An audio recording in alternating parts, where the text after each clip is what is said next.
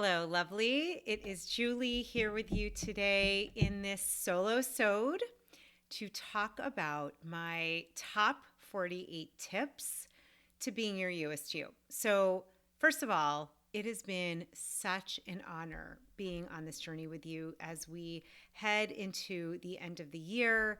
I just want to thank you so much. I'm so grateful for you being with me, for being on this path of really listening to so many amazing luminaries and experts and leaders and others that are teaching all of us ways to be our best selves, to be your Youest You, for me to be my meest me. And I don't take that lightly. And I just wanted to let you know that it is a gift to be in your earbuds, to be with you, to be on your journey with you. And I'm hoping that this episode today is going to really help you as you reflect on your year as we get ready for the new year coming right around the corner. And I want to share. So you might be wondering, like, why, Julie, did you pick 48? What the heck? Where did that come from? So you might have figured it out. I chose 48 because I just turned 48. And, you know, I really wanted to specifically be out there and comfortable talking about my age and about the lessons that I've learned. And this kind of stems for me. I can tell you that before starting my business, I had a career in television, hosting, commercials, commercial modeling, that whole world. While it was on the side, I did that for quite a while. And one of the things I remember being told is from my casting agents, from those that would coach me in, what to say and what to put on your resume. And when you would be asked about your age, I was always told, do not tell your age. Whatever you do not tell your age. And I get it, in that world, some of the importance is to have an age range. But what I didn't like is that I felt like I was always being told to hide part of myself, or that it was something to be ashamed of or not to be upfront about. And I got to tell you, my friend, like, I am really flipping grateful to be here for all 48 years, hopefully for many, many, many more. And I'm just going to encourage you. I'm sharing this because I'm going to encourage you, especially if you've been told, whether it's overtly or covertly or in some way just through society, like not to own your age, not to tell your age, not to let people know. I'm just a stand for being open and honest and owning it and being grateful, right? Owning the smile lines that I have on my face that you might have, like being really okay with whatever that age is. And I always think, like, first of all, what is the alternative? Second of all, I don't know about you, I would not want to go backwards. And I think if you're here with me, you've been listening and tuning in, your goal is to be your best self, right? To tap into your gifts, your strengths, your intuition, your higher self, your Youest You. What I know about you, because I know we're on this path together, is it's about raising consciousness and awareness and increasing our wisdom and the ability to really own all of it, right? And I'm going to just share what I have been spending a few weeks really processing. I really wanted to do this episode on these specific 48 lessons and nuggets of wisdom and tips that I really hope are going to help you. Maybe it'll help you from not having to do as much of a of a challenging time or dark night of the soul. I can tell you, I've certainly somebody who learns mainly experiential, and so I'm going to be sharing what I have found to be most helpful for me. These lessons are ones and tips I try to follow as often as possible daily in my life, in all that I do. So it is my desire to share this in hopes that it'll help you, inspire you, impact you at the highest level. Of course, love hearing your feedback. So after you listen, first of all, congratulations. If you get to the end of this, to all 48, we'd love to hear which ones did you resonate most with? What was one or two of the tips that really inspired you? I'd love to hear. You can share on YouTube. You can share in the Youest You Facebook community. Drop me an email. And as always, appreciate you so much. Thank you for listening, for tuning in. Of course, rating and reviewing is always so appreciated. And most importantly, my friend, thank you for being on this journey with me, especially over this past year in 2022, and really honored and excited for what's coming up in 2023. A lot of amazing guests coming. And here's to you taking these tips and hopefully applying them in a way that's going to just elevate your experience on the planet. So, all right, without further ado, here we go. I'm just going to do my best to go through these as succinctly as possible. And I will also, part of my gift is to share these in the show notes. So if you miss anything, I got you covered. All right, they will be listed there and you can go back and reflect at any time. All right, so here we go. Number one, and these are not in a particular order, although the first one I will say was the first lesson that came to me was just hands down, this is my most important one. And I will say that it is number one, trusting my intuition, trusting your intuition, trusting your inner wisdom, that inner knowing, really allowing that to guide your life. That is number one. Number two, we're going to move on to honoring your body as a sacred temple. This is one that has taken years for me to learn. And what I mean by that is honoring it by choosing foods that are nourishing, that are loving. So for me, for example, and what I mean by that, and getting a little deeper, is foods that are those whole foods that are healthy, nutritious, nourishing, that come from soil that wasn't treated chemically, that is going to add value to my body, that's going to give me the most optimal nutrition. And I know all of our bodies are different. So for some of you, that might be just plants. For some, it might be meat and other things like that. I have found that just being loving to my body with what foods I choose that are nourishing and really sticking to that in that lane has made a huge difference in my health. And lovingly release foods that are not good for my body and shifting that perspective rather than dieting or trying to make my body be a certain way. I like to look at it from the lens of love. So that's number two. All right, I'm gonna pick up the pace, I promise. Number three, letting your heart guide you. So for me, really allowing myself to tune into my heart and to let her guide me. I'm going to do a quick exercise with you. This is so powerful. And again, if you want more science and info on the power of your heart intelligence, your heart coherence, go look in the past, go look on here. You can go in the podcast here on YouTube, on my website, go look for the interviews with Dr. Debbie Rosman and Dr. Rollin McCready, the CEO and the head scientist at HeartMath. Greg Braden, many of his talks here, his interviews, we go into the science of heart intelligence. Our heart has incredible ability to guide us, to really have an intelligence. So put your hand on your heart. I'm doing that right now.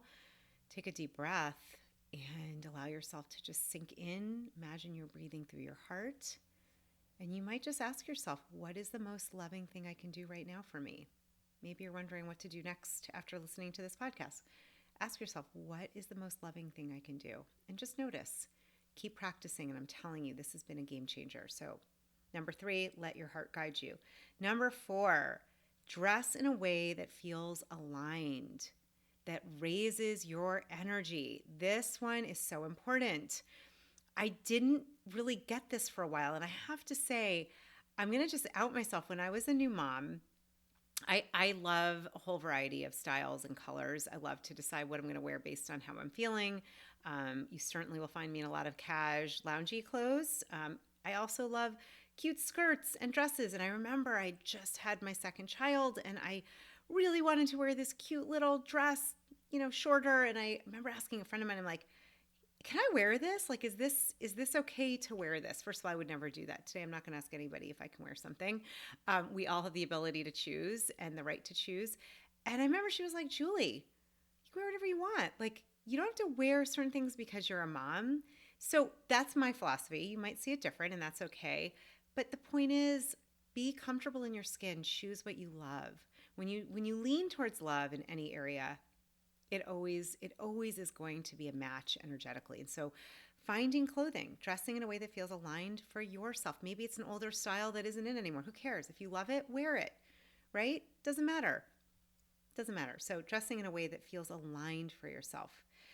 Number 5, managing my vibe and that with others, meaning taking responsibility for my energy, taking responsibility for my energy and those that I'm around, and getting that we have full control over our energy, how we're gonna, how I'm going to look at something, how I'm going to take care of myself. And I really take that as seriously, like really honoring my energy, managing my own vibration, my own energy, and making sure to be around others and other things in my life that have a high vibration that feel good to me. That's going to differ for each of us. For example, I have one behind me, really wonderful candles. I love crystals. I love things that feel, I love books, right? I love pictures, things that feel good in my energy, that feel good to me, and really choosing to surround myself with those people and those things. So managing your energy, it's so important. Number 6, spending time in nature. Gosh, this became so pronounced for me, especially during the pandemic. I'm guessing maybe for you as well, the importance of getting outside, getting fresh air, remembering nature is, Mother Nature is such a teacher. So that might look like a 5-minute walk. I would just encourage you, if that resonates, like start playing with this, getting out there with nature. It sometimes looks like putting my hand on a tree. I've even been known to hug a tree because the energy of a tree, it's just so grounded, so rooted. So spending time in nature. Number 6. Number 7, sleep and rest is key. Getting enough sleep, top of my list. It has helped with so many areas of not feeling as well, feeling depleted, overwhelmed, anxious, getting enough sleep. And for me, that's between 8 and 9 hours. For you, it might be closer to 7. But honoring that also taking time for rest. It doesn't have to be, go, hyper productivity, achieving all the time. That's been a lesson that I am still learning. So learning to make those moments and those times for rest as well as sleep. All right, number 8. I love this one, journaling with my soul. So journaling with your soul. Another way you might have heard of this, is intuitive journaling. And what I mean is getting a journal, like an actual journal that you hold in your hand, asking yourself a question. Maybe you're stuck over something or doubtful or just uncertain of what to do. Use your inner wisdom. Ask yourself an open-ended question and then allow yourself to write without editing. You can also do this with a non-dominant hand. I won't get into the power of how this works, but we know with quantum physics that the moment you ask a question, it's like the same thing with the moment you observe, you're an observer, you become part of the new solution, the new possibility. So when you are, opening yourself to all kinds of possibilities, I've really found parts of myself I didn't even know existed. And frankly, lots of miracles have come out of that. Okay, number 9, make sure to spend quality time with loved ones.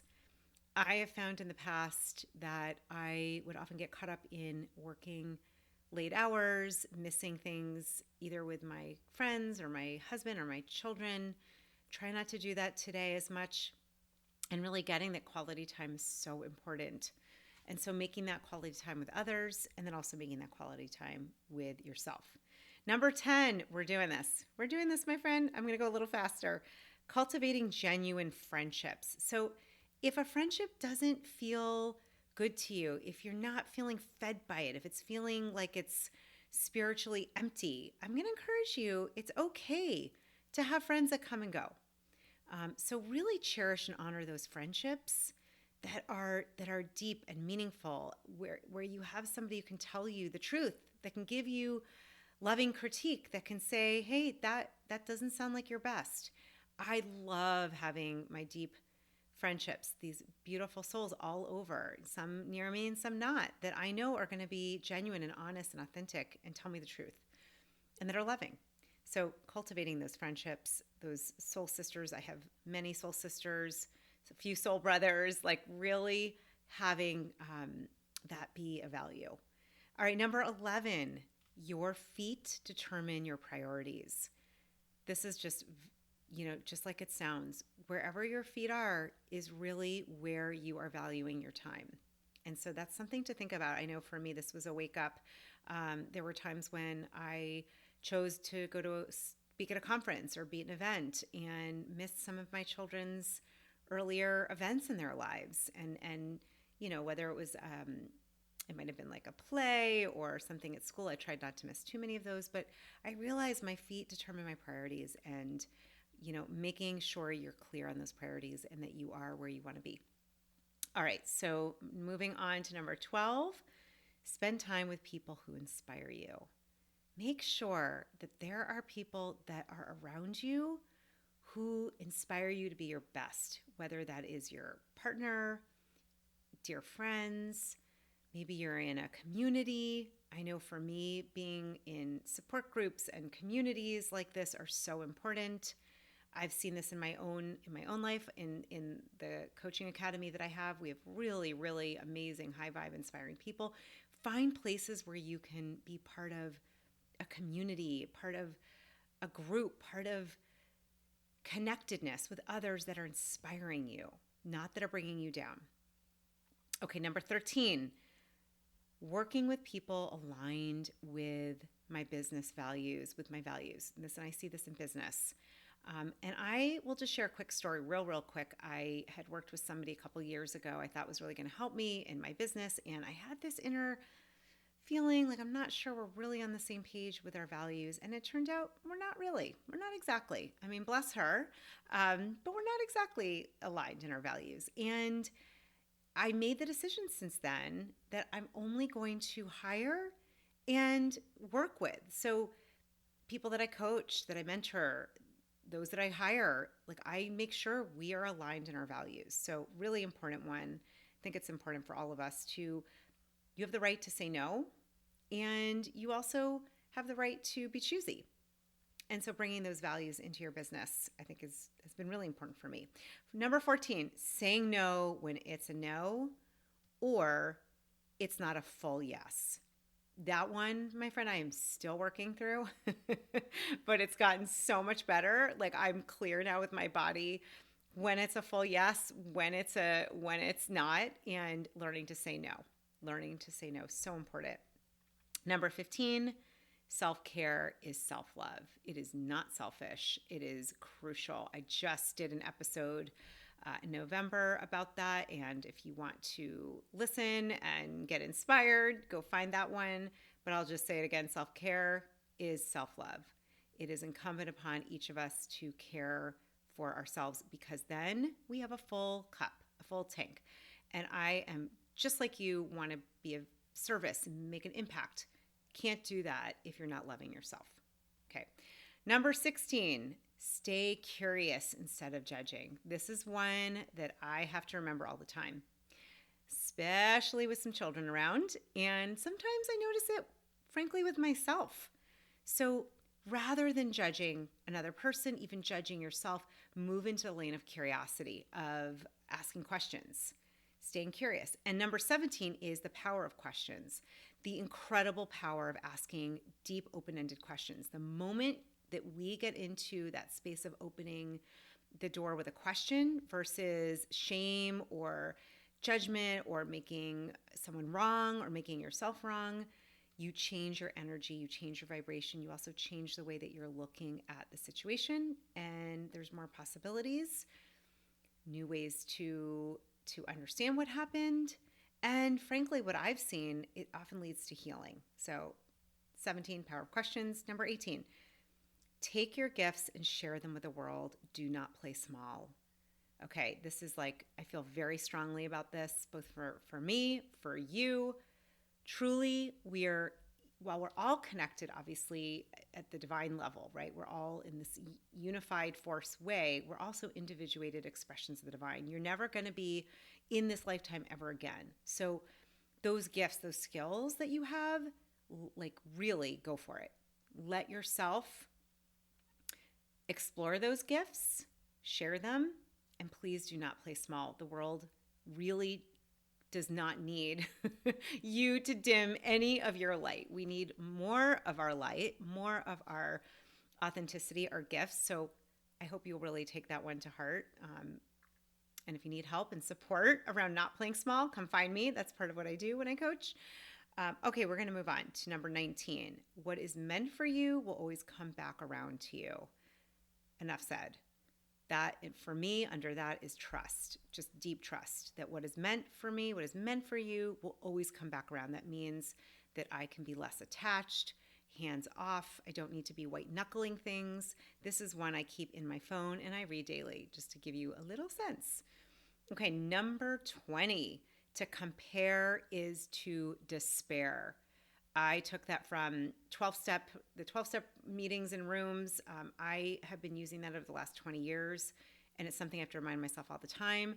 Don't compare yourself to others. It is not a level playing field to do that, and we are all in our exact right time, space, place. So don't compare. To compare is to despair. Number 21, process your emotions fully. Give yourself the gift of allowing yourself to have all the feelings. I used to eat over my feelings, shop over my feelings, drink over my feelings. And today, for me, one of the biggest miracles is being able to actually honor them and sit with them. So process your emotions fully. 22, surrender is strength. In surrendering, in allowing something greater than yourself to guide you, the divine, God, the universe, that is where our strength is to allow that light, that force of intelligence, of loving intelligence to move through us. Number 23, take responsibility for everything. Take responsibility for everything. I have learned this so many times. I am in charge of my life completely, as are you. 24, importance of fun and play. Do not underestimate play dates with yourself, with friends, like truly making time for fun. Number 25, don't do life alone. Oh my gosh, this one has been a lifesaver. Ever since I started getting myself into support groups and working through my food addiction, I realized the importance of having a team, of having people around me. I actually talk a lot about this in my book, Get a PhD in You, if you need support or just ideas around that. Whether that's counselors, coaches, Reiki, healers, friends, people, confidants, people that you can really confide in, and people that are there in your team. Mind, body, spirit, right? Maybe a spiritual mentor. All right, 26, you are not your thoughts. Really important one. I try to remember this almost every day. We have over 70,000 thoughts a day. You are not your thoughts. That's when it becomes so powerful to observe them, because you realize you're not them, right? You are not those thoughts. You are a greater spirit, soul, having a human experience. And again, take what you like and leave the rest, my friend. This is according to my 48 years on this planet. All right, number 27, milk what you're grateful for. When you, as often as you can, tap into gratitude. How can I be grateful here? What's the gift? What we appreciate appreciates. 28, we're made of energy, and energy is real. Honor and protect your energy. For me, I got a little turtle. I keep it on my desk. It reminds me of that slow and steady and that ease, not to rush. Number 29, presence and attention is everything.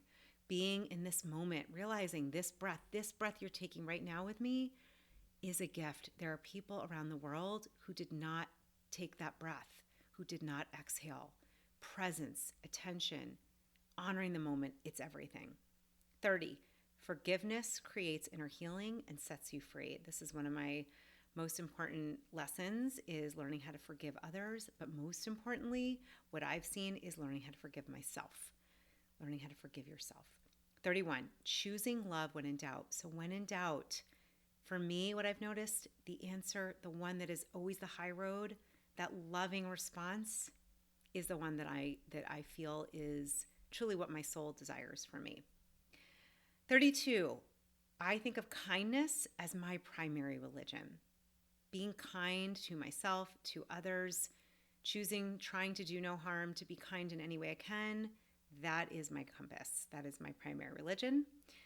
33, don't underestimate the workings of the divine. Don't underestimate the power of this greater force of love in your life and what's possible. 34, focus on being like the light and let go. The light, if you think about the greater intelligence as an all-encompassing light, it shines everywhere. It does not discriminate. Allow that light to shine through you. I'm working on that myself, allowing it to shine through me, to focus on being like the light, sharing the light, and then letting go.